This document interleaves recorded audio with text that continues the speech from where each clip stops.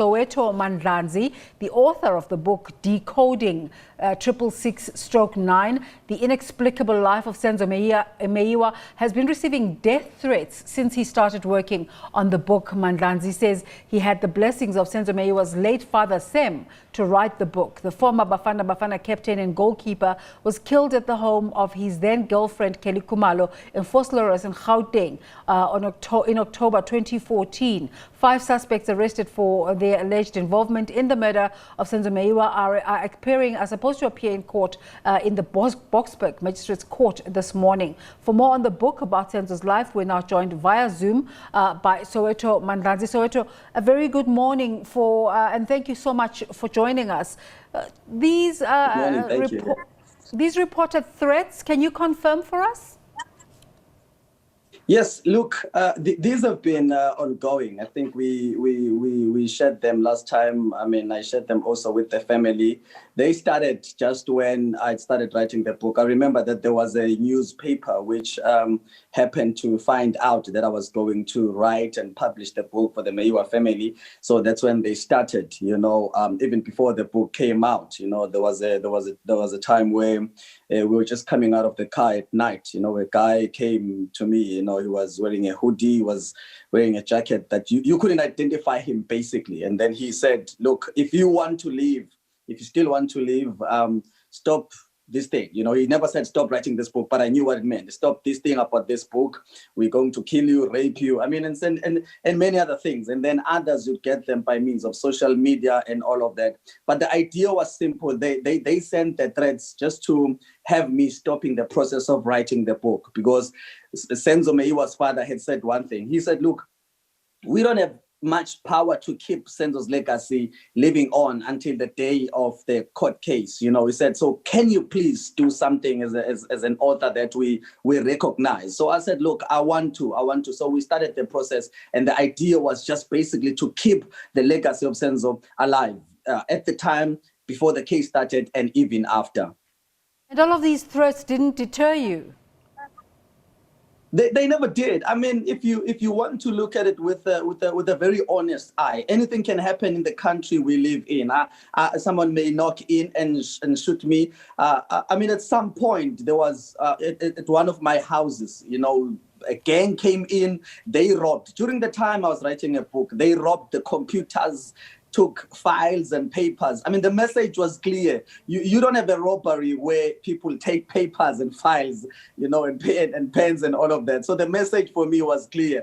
But I'd already started. I said, I mean, if Senzo died for what he loved, I might as well die for what I love, and that is to write African stories. Yeah.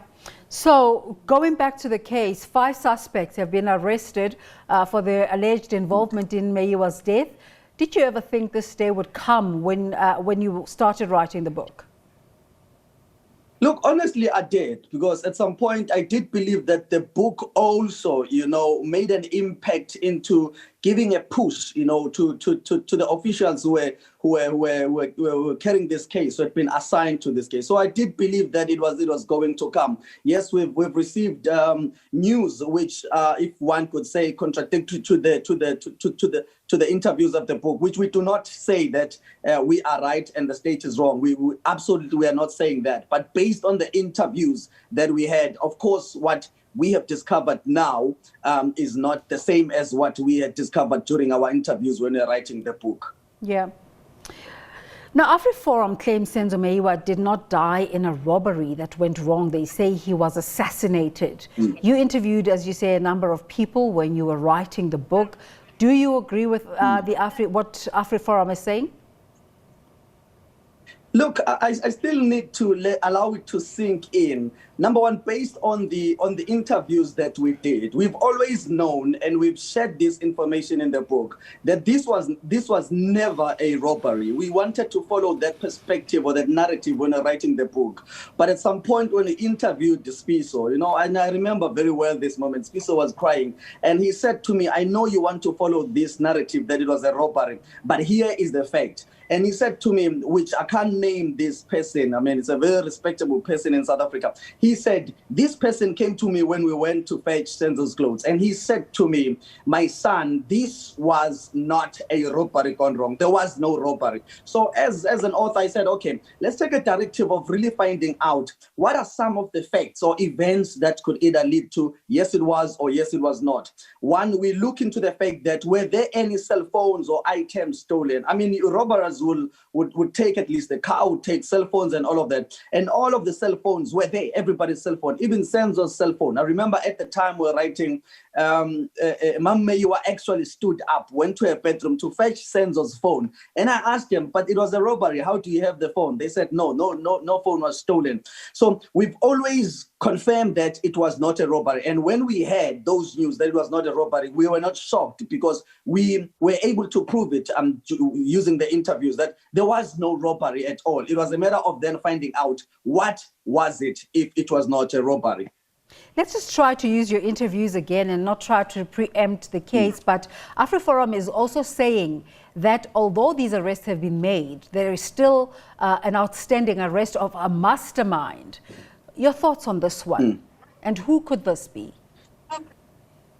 Look, just as you said, you don't want to preempt the story of that is brought on by the AfriForum. Honestly, I wouldn't know, and the team that we worked on, we spoke about this, they wouldn't know. What we do know are the events leading to Senzo's death. I mean, from Tuesday, one of the guys, Stu, had mentioned that while he was in Durban, he was going to go to Johannesburg. And when he had just asked money, actually from Senzo, and then Kelly was the one who deposited the money for him to come through. He says Zandi, Senzo, and Kelly and Togo had been together for some time, something like 3 to 4 days. He said Longwe had been looking for them, wanting to know where were they, and they were not to be found. And Longwe was generally angry, as anybody would be, about this. And the information with the interviews is that Senzo had made a particular instruction to all of the three and said, do not pick up Longwe's call. And eventually they go to Kelly's house. And when they get there, they eat. I mean, some of the things that Mtogo said, he said, they were somehow delayed. In fact, it's Stu who said, we were somehow delayed because we wanted to leave. Because on the same day, it was Roy Mahamud's birthday. So they wanted to go to Roy Mahamud's party, where Senzo's wife, Mandisa, was actually there. I mean, they kept on talking through the phone. Senzo said, I've got a gift for you, I'm coming. But they got delayed. In that delay, Longwe comes in, and then they shared during the interviews the story that Longwe didn't want to talk to anyone who was in the house. All that he did was to greet the Kelly's mom, or Zande's mom in that case. And then he went out and came back. Right as soon as that happens, they say then 2 men came in, and then the incident happened. But they also mentioned that, even when Longwe came inside the house, they said it was very cold. It was one of the phrases they used was that and it was like an angel of death that passed on, which means the silence was so tense and dark.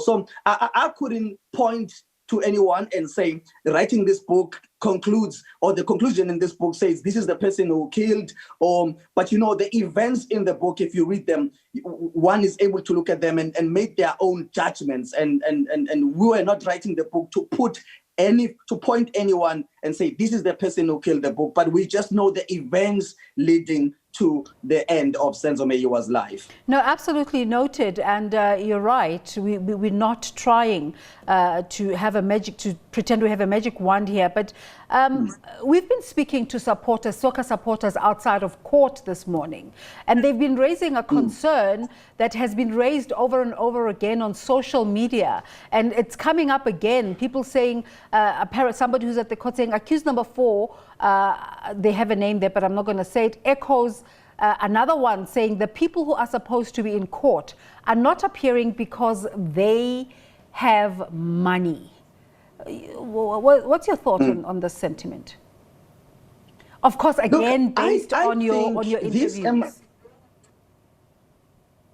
Yes, this emanates from the very fact, and I think this is what the SAPS has a daunting task to do. They are going to have to remove the calls that the Meyiwa family received when Senzo passed on. I don't know how they're going to do that, but I think maybe during the proceedings of the case, they will be able to. I spoke to the family even yesterday and before. One of the things that had happened is that when we did the interviews, Noktula, who is Senzo's sister, had received a call from Kelly, saying that Senzo had been shot. Senzo had been shot by mistake. Senzo had been shot protecting me. Those are some of the calls that are stuck in their minds, and they have that thing. So the evidence that comes in now, or the update, they're going to have to use it to clear that out. I mean, Senzo Meyiwa's mom has been crying all time long, believing that this is a cover-up. Why? Because the information as presented now, or the updates, are not correlating with the first calls that they received when they were notified that Senzo died. And such is the summary of the call says it was a mistake, said it happened in the house, said people had information inside the house, and what we're receiving now is different as opposed to that. So the family, rightly so, is hurt. The family, rightly so, is confused, because in them they received these calls which have different information, and now they get to be told that the suspects are different than the people they expected to be suspects. So one of the things that keep coming up about this case is that it has gripped the nation. Everybody wants to know. Sure. What is happening? What is the latest? What are the outcomes?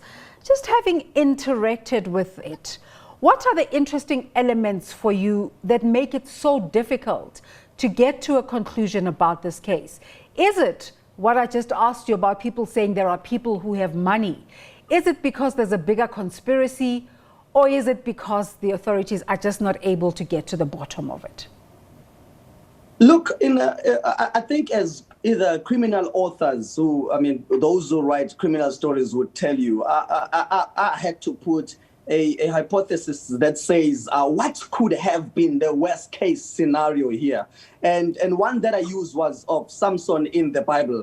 I mean, Samson was a very strong man in the poles, just as Senzo was very strong between the poles. Samson died, in the presence of the woman that he loved. Senzo died in the presence of the woman he loved. So when Samson dies in the presence of the woman he loves, the woman didn't really say anything about that incident. However, we know that with Samson's case, it may be different. His woman knew everything that had happened, and unfortunately for Samson, it was a hit, and now we're getting to be told that it was a hit. So some of the things that are interesting about this is not only the fact that Senzo was a national hero. It's not that it almost seems like it's a miscarriage of justice, but it's the fact that Senzo's family is a representation of many families in South Africa who have seen justice not being done on many cases, and their cry is a representation of what they have also gone through.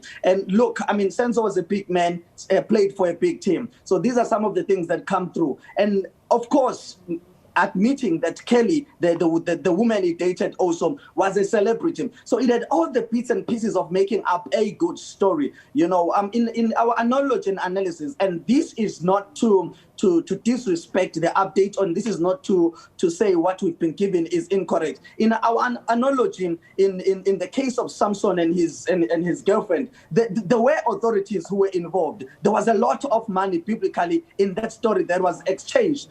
Those are some of the things that have made the story interesting. That could it be that there is something that is beyond than which the naked eye sees? And that's what also has kept the public wanting to know who has, like simply has happened. Many people want to know who is the mastermind in the case. Yes, somebody may have shot Senzo, but who had what to benefit? And those are some of the things that are intriguing that the public wants to know more than just now who killed Senzo.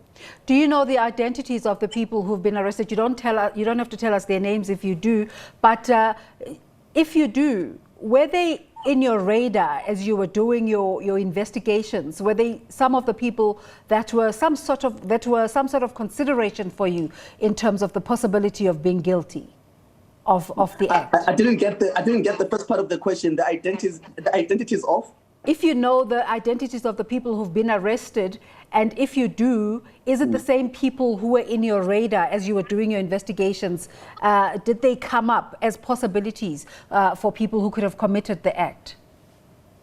I'll be honest to say, at this present moment, I don't know. I was just preparing for this interview, unfortunately. But yes, I can say the people that we interviewed were people like Togo, who was there when Senzo was shot, when Senzo was shot. We interviewed Mandisa, we interviewed almost the entire family of Senzo and a few maybe Orlando Pirates players. So based on the fact that I also haven't seen the updates as far as the suspects, I wouldn't be able to confirm if those were some of the people that we interviewed. But the list of people that we interviewed chiefly are the same people that I've shared with you now. Yeah, you were saying earlier that you got Senzo's father and his family's blessings when you were writing the book. Do you think, in a way, these arrests will bring closure to the family after 6 years? But also, what sort of, anybody who wants to read the book, what's the takeaway in terms of what to remember about Senzo? No, look, I think on the first question, I mean, because the family, from how it looks, the family wants to see certain people taking responsibility for what happened. I think until they see that happening, that's the only time closure will happen. You know, and again, when we wrote the book, like I said, we never had the intention of interviewing people and writing about Senzo's death. But death is also an end, which is the part of life. So we had to write about the end. But we write about Senzo as early as when he was in his mother's womb, as early as when he lost his twin. I mean, the birth of the real Senzo Meyiwa happens when he loses a twin in the sea, who died by the sea, somewhere by Isipingo. That was so. There's a lot more that people will take on, that they'll be able to understand about Senzo just growing up into the development of Orlando Pirates. I mean, intriguing stories such as, how did Senzo meet Mandisa? How did Senzo meet Kelly? You know, the interesting stories that a few people have been able to cover up, such as the actual incidences that were happening between Senzo and Mandisa, Senzo and Kelly. But above all, you know, the book also shows key things that Senzo was, that everybody wants to be. Senzo did not forsake his family when he succeeded. He tried, you know, to renovate at home, and those are some of the fundamental things that people will learn. I mean, at some point, Senzo fixes and renovates a house of an Orlando Pirates fan, Mam Joya Spies, I think, and it brings in all of those elements as Senzo as a human being. We don't intend to make him a hero that is perfect.